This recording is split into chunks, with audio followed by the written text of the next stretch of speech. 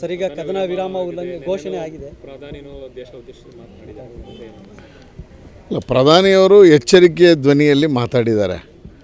ನಮ್ಮ ತಂಟೆಗೆ ಬಂದರೆ ಇನ್ನೊಬ್ಬ ಏನಾದರೂ ನೀವು ಇನ್ನೊಬ್ಬನ್ನ ಮುಟ್ಟಿದ್ರೆ, ನಾಗರಿಕರಿರಲಿ ಯೋಧರಿರಲಿ, ಯಾವುದನ್ನೇನಾದರೂ ಮುಟ್ಟಿದ್ರೆ, ನಮ್ಮ ಇನ್ನು ಒಂದು ಗುಂಡು ಹಾರಿದ್ರೆ ನಾವು ನಿಮ್ಮನ್ನು ಬಿಡೋದಿಲ್ಲ. ಇದು ಸಿಂಧೂರ ನಿಲ್ಲಲ್ಲ, ಆಪರೇಷನ್ ಸಿಂಧೂರ ನಿಲ್ಲಲ್ಲ.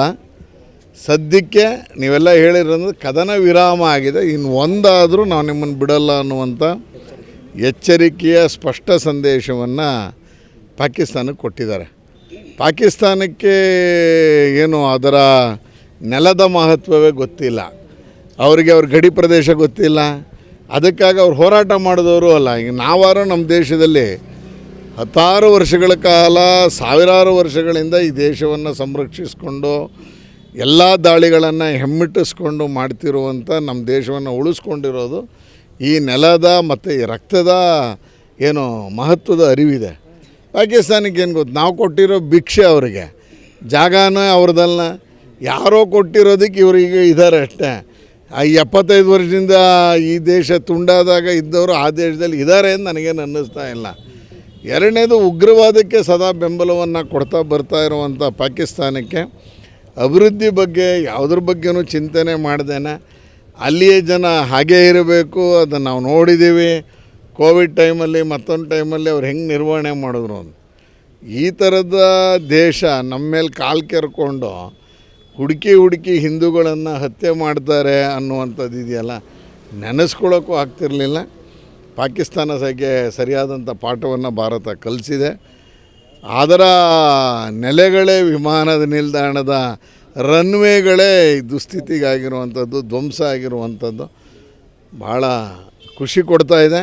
ಮತ್ತು ನೋಡಿ, ಆಶ್ಚರ್ಯ ಅಂದರೆ ಒಬ್ಬೊಬ್ಬನ ಸಿವಿಲಿಯನ್ಸ್ಗೂ ಗಾಯ ಆಗಿಲ್ಲ. ಅಲ್ಲಿ ನಾವು ಯಾವುದನ್ನು ಟಾರ್ಗೆಟ್ ಮಾಡಬೇಕು ಆ ಟಾರ್ಗೆಟನ್ನು ಮಾಡಿ ಗೆದ್ದಿದ್ದಾರೆ. ಹಾಗಾಗಿ ಭಾರತದ ಸೇನೆಗೆ, ಭಾರತದ ಪ್ರಧಾನಿಗೆ, ಎಲ್ಲರಿಗೂ ನಾನು ಈ ಸಂದರ್ಭದಲ್ಲಿ ಅಭಿನಂದನೆ ಹೇಳಕ್ಕೆ. ಸರ್, ಈಗ ಸದ್ಯಕ್ಕೆ ಆಪರೇಷನ್ ಸಿಂಧೂರ ಅಂತಕ್ಕಂಥದ್ದು ಕೇವಲ ಸೈನಿಕರ ಮಾತ್ರ ಇದು ಸಲ್ಲಬೇಕಾದ್ದು, ಇದು ಅಂದರೆ ಕ್ರೆಡಿಟ್ ಮಾತ್ರ ಸೈನಿಕರಿಗೆ ಹೋಗುತ್ತೆ ಅಂತಕ್ಕಂಥ ನಿಟ್ಟಿನಲ್ಲಿ ಕಾಂಗ್ರೆಸ್ ಹೇಳ್ತಾ ಇದೆ.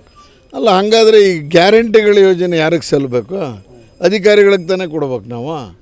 ಅದರಲ್ಲಿ ಸರ್ಕಾರದ ಪಾತ್ರ ಏನಿದೆ ಅಂತ ಕೇಳಿದ್ರೆ, ಸರ್ಕಾರದ ಹಣ ಏನಿದೆ ಅಂತ ನಾವು ಮುಖ್ಯಮಂತ್ರಿಗಳನ್ನ ಕೇಳೋ ಥರ ಆಗ್ಬಿಟ್ರೆ ಕೇಳಬಾರ್ದು. ಇದರಲ್ಲಿ ರಾಜಕೀಯ ಬೆರೆಸಬಾರ್ದು. ನಾವೇನಾದ್ರು ಭಾರತೀಯ ಜನತಾ ಪಾರ್ಟಿಯ ನಮ್ಮ ಅಧ್ಯಕ್ಷರು ಹೋಗಿ ನಮ್ಮ ಪ್ರಧಾನಮಂತ್ರಿ ಗುಂಡರಿಸಿದ್ದಾರೆ ಅಂತ ಹೇಳಿದ್ದೀವ? ಎಲ್ಲೂ ಹೇಳಿಲ್ವಲ್ಲ. ಭಾರತೀಯ ಸೇನೆಗೆ ಆ ಕ್ರೆಡಿಟ್ ಸೇರಬೇಕು, ಅದರಲ್ಲಿ ಎರಡನೇ ಮಾತಿಲ್ಲ. ಅದು ಎಲ್ಲ ಹಂತದಲ್ಲೂ ಅನ್ವಯ ಆಗುತ್ತಲ್ಲ. ದೊಡ್ಡ ದೃಢ ನಿರ್ಧಾರ ಮಾಡೋದು ಪ್ರಧಾನಿ ಮೋದಿ ಅವ್ರದ್ದಾನೆ ಎಲ್ಲ ವಿಚಾರವಾಗಿ. ಅಲ್ಲ, ಅದನ್ನೇ ಹೇಳಿದ್ದ. ಇವರು ಈ ಥರ ಬಾಲಿಶವಾದಂಥ ಹೇಳಿಕೆಗಳನ್ನು ಕೊಡೋ ಮುಖಾಂತರ ಪ್ರಿಯಾಂಕಾ ಖರ್ಗೆ ಪ್ರಾರಂಭದ ದಿವಸ ಎಲ್ಲಿ ಆ ಹೀರೋ ಅಜಿತ್ ದೋವಲ್ ಅಂತ ಕೇಳಿದ್ರು. ಇವತ್ತು ಮಾತಾಡೋಕೆ ಹೇಳಿ, ಏನು ಅವ್ರು ಹೊಡಿತಿದ್ದಂಗೆ ತೊಗೊಂಡೋಗಿ ಅಲ್ಲಿ ನಾಗರಿಕರ ಮೇಲೆ ಹಲ್ಲೆ ಮಾಡಿಬಿಡೋಕ್ಕಾಗ್ತಿತ್ತ? ಎಲ್ಲಿ ಹೀರೋ ಅಜಿತ್ ದೋವಲ್ ಅನ್ನುವಂಥ ವ್ಯಂಗ್ಯ ಆಡಿದ್ರಲ್ಲ ಪ್ರಿಯಾಂಕಾ ಖರ್ಗೆ, ಇವತ್ತೇನು ಮಾತಾಡ್ತಾರೆ ಅವರು?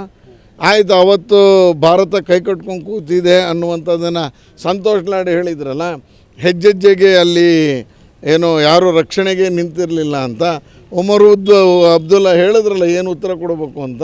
ಅದಕ್ಕೇನು ಹೇಳ್ತಾರೆ, ರಾಜಕಾರಣ ಈ ಹಂತದಲ್ಲಿ ಮಾಡುವಂಥದ್ದಲ್ವೇ ಅಲ್ಲ. ಹಾಗಾಗಿ ನಾವೇ ಈ ಎಲ್ಲವನ್ನು ಯೋಧರಿಗೆ ಕೊಡ್ತಾ ಇದ್ದೀವಲ್ಲ. ನಾಳಿದ್ದು ಮೈಸೂರಿನಲ್ಲಿ ನಡೆಯುವಂಥ 17ನೇ ತಾರೀಕು ರ್ಯಾಲಿಯು ಭಾರತದೊಂದಿಗೆ ನಾವಿದ್ದೇವೆ, ರಾಷ್ಟ್ರದೊಂದಿಗೆ. 17 ಶನಿವಾರ 17ಕ್ಕೆ ಸಂಜೆ 4:15ಕ್ಕೆ ಮೈಸೂರಿನ ನಂಜರಾಜ ಬಹದ್ದೂರ್ ಛತ್ರದಿಂದ ಹೊರಡುವಂಥ ರ್ಯಾಲಿ, ಮತ್ತು ಅಲ್ಲಿಗೆ ವಾಪಸ್ ಬರೋಕ್ಕೆ ಯೋಚನೆ ಆಗಿದೆ. ಆ ಹಿನ್ನೆಲೆಯಲ್ಲಿ ಮೈಸೂರಿನ ಎಲ್ಲ ನಾಗರಿಕರು ಬರ್ತಾರೆ. ನಾವೇನು BJP ಧ್ವಜ ಹಾಕೋದೇ ಇಲ್ಲ. ಅವತ್ತು ಒಂದು ಫೋರಮ್ಮು ಮಾಡ್ಕೊಂಡಿದ್ದಾರೆ. ಆ ಫೋರಮ್ ಅಡಿಯಲ್ಲಿ BJPನೂ ಸೇರಿಕೊಳ್ಳುತ್ತೆ, ದಳವೂ ಸೇರುತ್ತೆ. ಕಾಂಗ್ರೆಸ್ಸಿನ ರಾಷ್ಟ್ರಭಕ್ತರು ಆ ರ್ಯಾಲಿಗೆ ಬರಬೇಕು ಅಂತ ಮನವಿ ಮಾಡ್ಕೋತೀನಿ. ಇದು ರಾಷ್ಟ್ರಕ್ಕಾಗಿ ಮಾಡ್ತಿರೋದು, ಯೋಧರಿಗಾಗಿ ಮಾಡ್ತಿರೋದು, ರಾಷ್ಟ್ರದ ಸೈನಿಕರ ಮನೋಸ್ಥೈರ್ಯವನ್ನು ಜಾಸ್ತಿ ಮಾಡೋಕ್ಕೆ ಮಾಡ್ತಿರುವಂಥ ಪ್ರಯತ್ನ. ಯಾವ ಅಲ್ಲ, ಚರ್ಚೆ ಸ್ವರೂಪ ಬೇರೆ ಇರ್ಬೋದು. ಈಗ ಯಾರೋ ಒಬ್ಬರು ಒಂದು ಒಳ್ಳೆ ಮಾತು 4 ದಿವಸ ತಡೀರಿ ನೋಡೋಣ ಅಂತ ಹೇಳಿದಾಗ ಆಗುವ ಅನಾಹುತಕ್ಕಿಂತ ಕದನ ವಿರಾಮ ಮೇಲೇನೋ ಅನ್ನುವಂಥದ್ದನ್ನು ಯೋಚನೆ ಮಾಡಿರ್ಬೋದು. ಆ ಹಂತದಲ್ಲಿ ಏನಾಗಿದೆ ಅನ್ನೋದನ್ನು ವಿಶ್ಲೇಷಣೆ ನಾನು ಮಾಡೋಕ್ಕಾಗ್ತಾಯಿಲ್ಲ. ಇರ್ಬೋದು. ಟ್ರಂಪ್ ಅವರು ಮಾತಾಡಿದ್ದಾರೆ, ಅಕ್ಕಪಕ್ಕ ನೆರೆ ರಾಷ್ಟ್ರಗಳ ಅನೇಕ ಜನದ ಜೊತೆ ಅಜಿತ್ ದೋವಲ್ ಸರ್ ಮಾತಾಡಿದ್ದಾರೆ, ಜೈಶಂಕರ್ ಅವ್ರು ಮಾತಾಡಿದ್ದಾರೆ.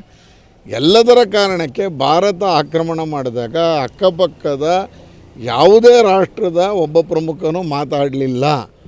ಭಾರತ ಮಾಡ್ತಿರೋ ಸರಿ ಇಲ್ಲ ಅಂತೆಲ್ಲರೂ ಹೇಳಿದ್ದಾರೆ.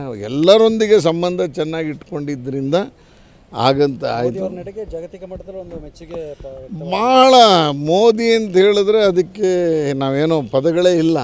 ಎಲ್ಲರೊಂದಿಗೆ ಸೌಹಾರ್ದ, ಆದರೆ ನಮ್ಮನ್ನು ಮುಟ್ಟಿದ್ರೆ ನಿಮ್ಮನ್ನು ಬಿಡೋದಿಲ್ಲ ಅನ್ನುವಂಥ ಗಟ್ಟಿಯಾದಂಥ ಕಠೋರವಾದಂಥ ನಿರ್ಧಾರ ಮತ್ತು ಅದನ್ನು ಮಾಡಿ ತೋರಿಸಿದ್ದಾರೆ. 2 ಸಲನೂ ಮಾಡಿ ಆಗಿದೆ. ಹಾಗಾಗಿ ಭಾರತ ಅಂದರೆ ಬೆಚ್ಚಿ ಬೀಳುವಂಗಾಗಿದೆ. ಸ್ವದೇಶಿ ನಿರ್ಮಿತ ಇವತ್ತು ಎಷ್ಟು ಮಾಧ್ಯಮದಲ್ಲಿ ಬರಿತಾ ಇದ್ದಾರಲ್ಲ, ಸ್ವದೇಶಿ ನಿರ್ಮಿತ ಕ್ಷಿಪಣಿಗಳನ್ನೇ ನಾವು ಹಾರಿಸಿ ಮಾಡಿರುವಂಥದ್ದು. ಎಲ್ಲ ಜೈ ವಿಜ್ಞಾನ್, ಜೈ ಕಿಸಾನ್ ಮತ್ತು ಜೈ ಜವಾನ್ ಅಂತ ನಾವೇನು ಹೇಳ್ತಾ ಇದ್ವಿ, ಆ ರೀತಿಯಲ್ಲಿ ನಮ್ಮೆಲ್ಲ ಸೈನಿಕರಿಗೆ ಅಭಿನಂದನೆಗಳನ್ನ ಈ ಸಂದರ್ಭದಲ್ಲಿ ಹೇಳ್ತೀವಿ. ಉಗ್ರರು ಇರ್ಬೋದು, ಪಾಕಿಸ್ತಾನ ಇರ್ಬೋದು ಮಾಡಿದೆ, ಯಾಕಂದರೆ ಹಿಂದೂಗಳನ್ನೇ ಗುರಿಯಾಗಿಟ್ಕೊಂಡು ದಾಳಿ ಮಾಡಿದ್ದಾರೆ. ಅಲ್ಲ ಅದೇ ಅಂದರೆ ಈ ಹಿಂದೂಗಳು ಅನ್ನೋದನ್ನು ಹುಡುಕಿ ಹೊಡೆದ್ರಲ್ಲ. ಈಗ ನಾವು ಮೊನ್ನೆ ಮಾಡಿದಂಥದ್ರಲ್ಲಿ ಒಬ್ಬ ಸಿವಿಲಿಯನ್ಗೂ ಅಟ್ಯಾಕ್ ಮಾಡಲಿಲ್ಲಲ್ಲ. ಅಂದರೆ ಹಿಂದೂಗಳ ಮೇಲೆ ಯಾಕೆ ಅವರಿಗೆ ದ್ವೇಷ ಅಂದರೆ 3 ಕಾರಣ. ಒಂದು, ಅಯೋಧ್ಯೆ ರಾಮ ಮಂದಿರ. 2ನೇದು ವಕ್ಫ್ ಬೋರ್ಡಿನ ಏನು ತಿದ್ದುಪಡಿ ಆಗಿರುವಂಥದ್ದು. 3ನೇದು ಎಲ್ಲದಕ್ಕಿಂತ ನನಗನ್ಸಿದ್ದು ಈ ದೇಶದಲ್ಲಿ ನಡೆದಂಥ ಮಹಾಕುಂಭಮೇಳ. 63 ಕೋಟಿ ಜನ ಬಂದು ಇವತ್ತು ಕುಂಭಮೇಳದಲ್ಲಿ ಭಾಗವಹಿಸಿ ಮಾಡಿರುವ ಯಶಸ್ಸಿದೆಯಲ್ಲ, ಅದು ಅವ್ರ ಕೈಲಿ ತಡ್ಕೊಳಕ್ಕಾಗ್ತಿಲ್ಲ. ನಮ್ಮ ಆಂತರಿಕ ಭಯೋತ್ಪಾದಕರೇ ಜಾಸ್ತಿ ಇದ್ದಾರೆ ಅಂತಾನೆ. ಹೌದು, ಅಲ್ಲಿ ಕಾಶ್ಮೀರದಲ್ಲಿ ಸಪೋರ್ಟ್ ಮಾಡದೇ ಇದ್ರೆ ಅವ್ರು ಹೆಂಗೆ ಬರೋಕ್ಕಿರ್ತಾ ಇತ್ತು.